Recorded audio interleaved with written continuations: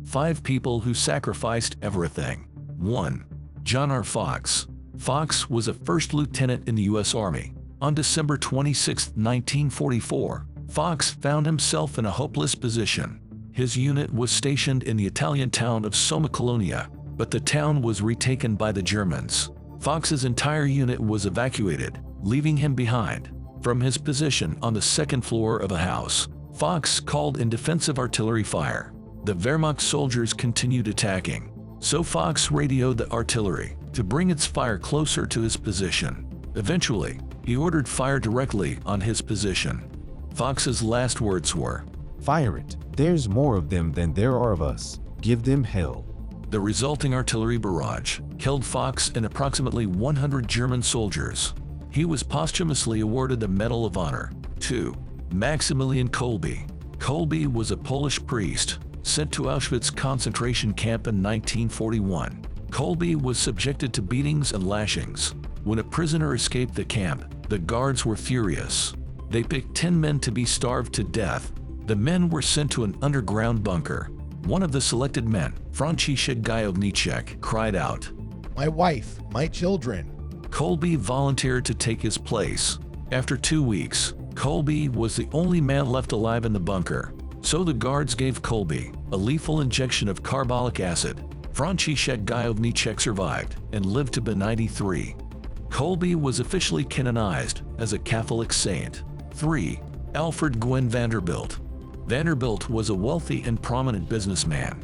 In 1915, he was traveling first class aboard the Lusitania. The 37-year-old was accompanied by his valet, Ronald Denyer. Vanderbilt was headed to Liverpool on business. On May 7th, the Lusitania was torpedoed by a German U-boat. Vanderbilt and Denyer helped others into lifeboats. Then Vanderbilt noticed a young mother with a baby. He promised to find her a life jacket, but none were available. So he took off his own life vest and gave it to the woman. Vanderbilt couldn't swim and knew he had no chance of surviving. There were no spare lifeboats left. Both Vanderbilt and Denyer went down with the ship. 4. Rick Rescorla.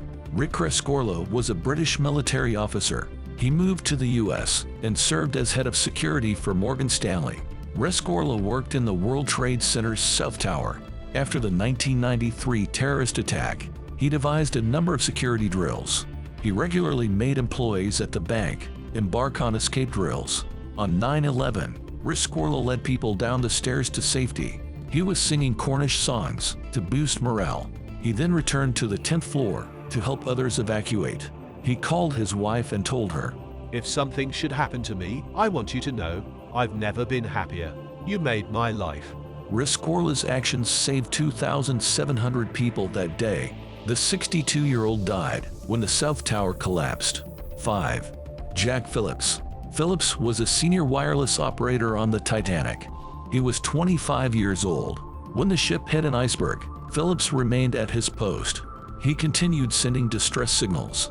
He waited until the last minute to leave the ship. Just as the Titanic was sinking, Phillips jumped. He managed to climb onto the upturned lifeboat B. Unfortunately, he slipped into the water and drowned. The distress signal he had sent was picked up. RMS Carpathia arrived at the scene, saving many lives.